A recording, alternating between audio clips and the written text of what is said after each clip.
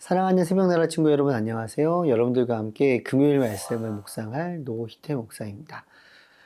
저희는 많이 걸어 다닙니다. 물론 차가 있는 사람들은 어른들은 걸어 다니는 게 아니라 운전하고 다닙니다라고 할 수 있지만요. 어쨌건 우리는 걸어서 운전해서 차를 타서 이곳저곳을 다닙니다. 우리가 어디를 가는지를 보면 그 사람이 누군지 알 수 있어요. 예를 들면 학교를 가면 학생이겠죠? 때로는 선생님일 수도 있고, 교회에 오면 예수님을 믿는 사람이고, 또 어딘가를 가면 그 사람의 정체성이 거기서 만들어집니다. 여러분들은 주로 어디를 향해서 걸어가나요? 여러분들의 발걸음은 어디를 향하고 있나요? 그렇다면 크리스천은 교회뿐만 아니라 어디를 향해 어떠한 발걸음으로 걸어가야 할까요? 오늘 함께 나눌 말씀의 제목은 성문 밖으로 뚜벅뚜벅입니다. 오늘의 말씀은 히브리서 13장 9절에서 17절입니다. 여러분은 갖가지 이상한 가르침에 끌려다니지 마십시오. 마음은 음식이 아니라 은혜로 견고하게 하는 것이 좋습니다. 음식에 집착한 사람들은 유익을 얻지 못했습니다. 우리에게는 한 제단이 있습니다. 그런데 장막에서 섬기는 사람들은 그 제단에서 먹을 권한이 없습니다. 이는 그 짐승의 피는 죄를 위해 대제사장이 지성소로 갖고 들어가고 그 몸은 진 밖에서 불태워지기 때문입니다. 이와 같이 예수께서도 자신의 피로 백성을 거룩하게 하시려고 성문 밖에서 고난을 당하셨습니다. 그러므로 우리도 그분의 치욕을 짊어지고 진 밖으로 그분에게 나아갑시다. 우리는 이 땅 위의 영원한 도시가 아니라 다만 장차 올 도시를 갈망하고 있기 때문입니다. 그러므로 우리가 그분을 통해 항상 하나님께 찬양의 제사를 드립시다. 이것은 그분의 이름을 고백하는 입술의 열매입니다. 그리고 선행과 나눔을 소홀히 하지 마십시오. 하나님께서는 이런 제사를 기뻐하십니다. 여러분을 인도하는 사람들을 신뢰하고 순종하십시오. 이는 그들이 여러분의 영혼을 위해 마치 자신들이 하나님께 아뢰야 할 사람들인 것처럼 깨어있기 때문입니다. 그들로 하여금 기쁨으로 이 일을 행하게 하고 근심함으로 행하지 않게 하십시오. 그렇지 않으면 여러분에게 유익이 되지 못할 것입니다. 이번 한 달 우리는 히브리서를 본문으로 큐티를 했습니다. 히브리서는 예수님을 구원자로 믿었던 사람들 중에 당시의 핍박이나 아니면 여러 가지 상황으로 유대교나 이방 종교로 회귀하는 사람들을 대상으로 적은 편지였습니다. 큐티를 하면서 여러 번 보았고 들었을 것입니다. 그래서 저자는 예수님이 어떠한 분이시고 왜 그분을 구원자로 믿어야만 하는지 역사적인 배경에서 또한 신학적인 배경에서 이야기를 했습니다.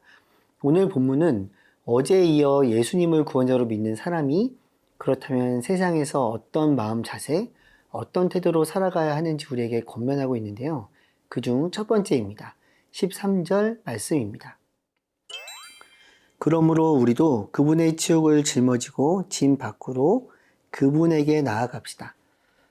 유대인들에게 성소는 거룩한 곳이었습니다. 동시에 신앙의 본향과도 같았습니다. 쉽게 이야기하면 성전에, 성소에 가면 거룩해지고 성스러워진다고 여겼던 것이죠. 반대로 성소 밖은 상대적으로 더럽고 부정한 곳으로 여겼습니다. 그런데 히브리서 저자는 독자들과 우리에게 성소에 머무르지 말고 진 밖으로 나아가자고 이야기를 합니다. 왜 그럴까요? 그곳에 예수님이 계시다라고 합니다. 예수님께 나아가는 거죠. 이게 어떤 의미일까요? 예수님은 예루살렘 안에서는 당신의 백성을 거룩하게 하실 수 없었습니다.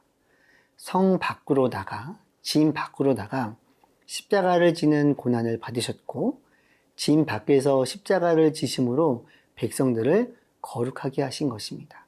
그렇게 예수님을 따르며 그 구속의 은혜를 입고자 하는 자는 예수님을 따라 예수님을 닮아 성전 제사 밖으로 나아가야 한다는 것입니다.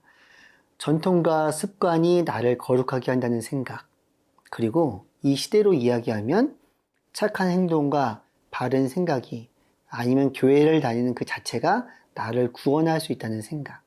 이런 것이 하나님을 기억하고 예수님을 닮아가는 하나의 모습이기는 하지만 어떤 장소, 어떤 종교적 관습이 우리를 구원으로 인도하지는 않는다라는 것을 오늘 말씀을 통해서 우리는 확인해야 합니다. 그리고 우리를 구원으로 이끄시는 분은 예수님, 그분 한 분임을 우리는 기억해야 합니다.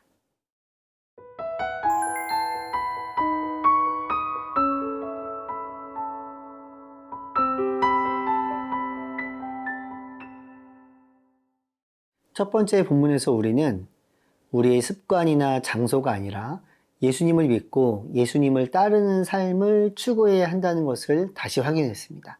이어지는 본문에서 우리는 세 가지의 실천 사항을 볼 수 있는데요. 15절 말씀입니다. 그러므로 우리가 그분을 통해 항상 하나님께 찬양의 제사를 드립시다.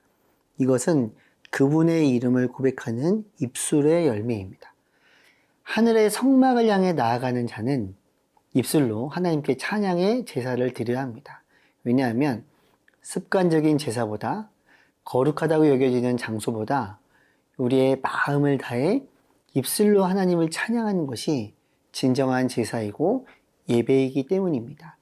그리고 하나님을 진정으로 예배하는 자는 선행과 나눔의 삶을 살아야 합니다. 16절은 이러한 삶 역시 하나님께 드리는 제사, 곧 예배라고 권면하고 있습니다. 그리고 마지막 17절 말씀에서 여러분을 인도하는 지도자들을 신뢰하고 순종하라고 이야기하고 있습니다. 물론 지도자들은 성도들 그리고 여러분들을 위해 깨어서 하나님께 기도하는 사람이어야 한다는 것도 정말 중요합니다. 사랑하는 새나친구 여러분, 히브리서의 저자는 반복해서 우리에게 권면하고 있습니다. 유일한 구원의 길은 예수님을 믿는 것이고 예수님을 믿는 사람은 예수님의 삶을 따라야 합니다. 오늘도 이 말씀을 힘입어 큐티를 통해 우리에게 주신 영적 교훈을 실천하는 모두가 되기를 축복합니다. 나의 힘을 의지하지 않습니다. 나의 경험을 의지하지 않습니다. 나의 출신을 의지하지 않습니다. 예수님만을 의지하고 나의 입술로 하나님을 찬양하며 예수님의 성품을 닮아가는 내가 되기를 소망합니다. 나를 도와주세요. 예수님의 이름으로 기도합니다. 아멘.